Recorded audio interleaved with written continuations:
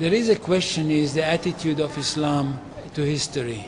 And in fact, what we find, the basic attitude is that all history is in fact an Islamic history.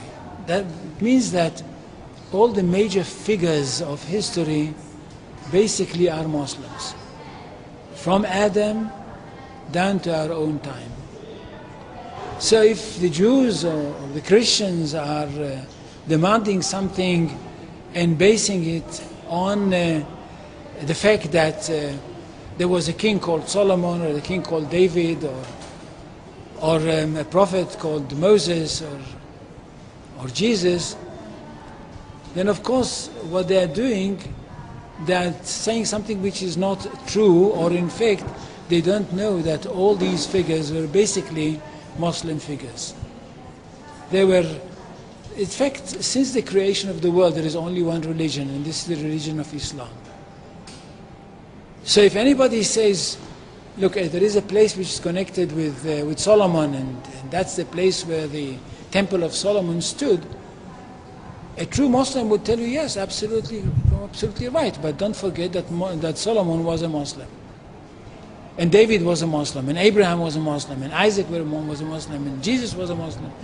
And this is what I mean by the Islamization of history. And you can understand that through Islamization of history, you've got Islamization of geography. Anywhere which was connected with these people, or with these prophets, which were all Muslims, becomes a Muslim territory. And therefore, when Islam was not in that area before Muhammad came to it, but it should have been there. In that area, I mean in the Middle East or other parts outside the Middle East, which are now Muslim parts. Any place like this had to be freed, not to be conquered, had to be liberated. So Islam appeared in history in the time of Muhammad, or reappeared in history from their point of view, reappeared in history as a liberator.